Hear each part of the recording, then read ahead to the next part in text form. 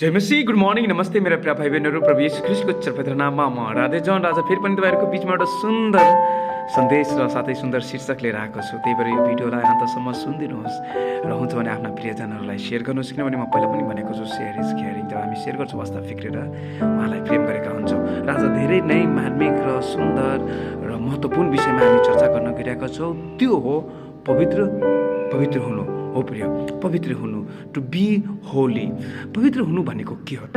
जब हामी मुख्य पद 1 पत्रुस 1:15 16 सम्मति हामी हेऱ्यौँ भने म तपाईँहरूको लागि यहाँ पढिदिन्छु। यहाँ यसरी लेखेका छन्, तर तिमीहरूलाई बोलाउनु हुने जस्तो पवित्र हुनुहुन्छ, तिमीहरू आफैलाई पनि जीवनका सबै रहनसहरमा पवित्र हौ। 16 किनभने यो लेखिएको छ, तिमीहरू पवित्र हौ किनभने म पवित्र छु। हालेलुया, परमेश्वरलाई महिमा भएको होस्।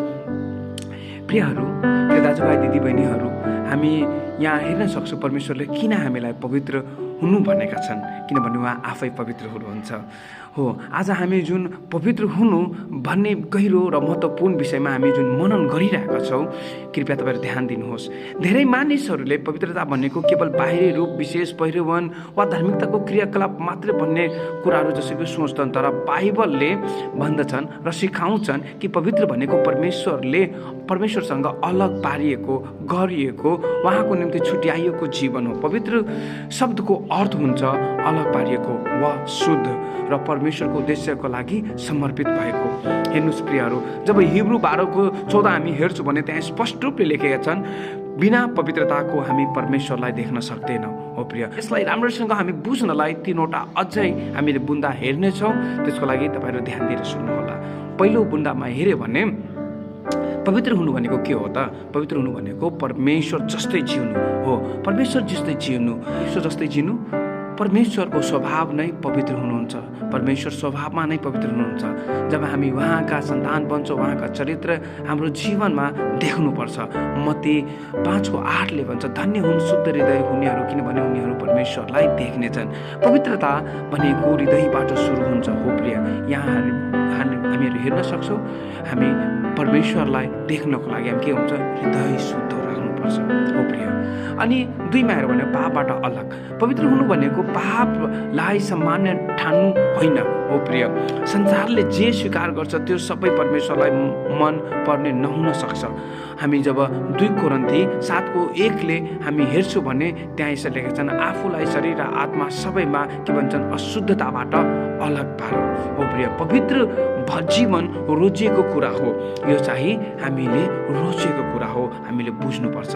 हो प्रियहरू, अनि 3मा हेऱ्यो भने परमेश्वरको उद्देश्यको लागि समर्पित हुनु। पवित्र हुनु भनेको केवल पाप नगर्नु मात्र होइन प्रियहरू, तर परमेश्वरको काममा उपयोग हुनु पनि हो। जब रोमी 12:1 हामी हेर्छौँ भने त्यहाँ यहाँ लेखेका छन् कि तिमीहरू आफ्नो शरीरलाई जीवित बलिदानको रूपमा अर्पण गर्नुपर्छ। हो प्रिय, पवित्र र परमेश्वरलाई मन पर्ने। हो प्रिय, पवित्रता भनेको दैनिक जीवनमा परमेश्वरलाई पहिलो स्थान दिनु हो, उहाँलाई स्वीकार गर्नु हो।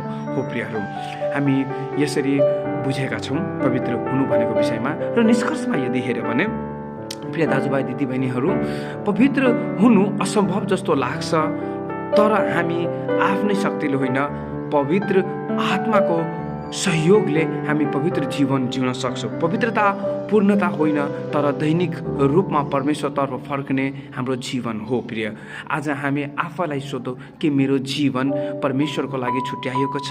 कि मेरो हृदय शुद्ध छ? कि म संसारको प्रभावभन्दा, संसारको इच्छाभन्दा परमेश्वरको इच्छालाई रोज्दैछु, उहाँको इच्छा पालन गर्दैछु, आज्ञालाई? परमेश्वरले हामीलाई बोलाउनु भएको छ पवित्र हुनु भनेको लागि, पवित्र हुनको लागि परमेश्वरले हामीलाई बोलाउनु भएको छ। हो प्रियहरू, त्यही भएर हामी चाहिँ पवित्र हुनुपर्छ। परमेश्वरको यो इच्छा हो, हामी संसारको जस्तो होइन तर परमेश्वरको जस्तो हुनुपर्छ। आउनुहोस्, म तपाईँहरूको लागि प्रार्थना गर्दछु। हे स्वर्गीय पिता, म तपाईँलाई हृदयदेखि धन्यवाद दिन्छु। परमेश्वर, हामी तपाईँको सामु नम्र भएर आउँछौँ। तपाईँ पवित्र हुनुहुन्छ र तपाईँ हामीलाई पनि पवित्र जीवन पारिदिनुहुन्छ भने हामी विश्वास गर्छौँ। हाम्रो सोच, हाम्रो वचन र हाम्रो व्यवहारलाई तपाईँको इच्छा अनुसार बनाइदिनुहोस् भने हामी प्रार्थना गर्दछौँ। प्रभु, पवित्र आत्मा हामीलाई दिनुहोस् ताकि हामी पापबाट टाढा रहन सकौँ। हामीलाई शक्ति दिनुहोस्, हामीलाई सही निर्णय गर्ने बुद्धि दिनुहोस् पिता परमेश्वर। हाम्रो जीवन तपाईँको महिमाको लागि उपयोग भएको होस्। हामी तपाईँको लागि छुट्याएका सन्तान हौँ। हाम्रो जीवनले तपाईँको पवित्रताको झल्काओस् भन्ने हामी प्रार्थना गर्दछौँ। धन्यवाद। यो भिडियो हेर्ने सबैलाई तपाईँको हातमा राख्दछु, आशिष माग्दछु येशू पवित्र नाममा। आमेन, आमेन एन्ड आमेन। परमेश्वरलाई महिमा भएको होस्। अनि धन्यवाद तपाईँहरूलाई यो भिडियो अन्तसम्म सुनिदिनु भएको निम्ति। मलाई विश्वास छ यो वचनले तपाईँलाई आशिष दिनुभएका छन्। So please share it. God bless you and see you. Thank you.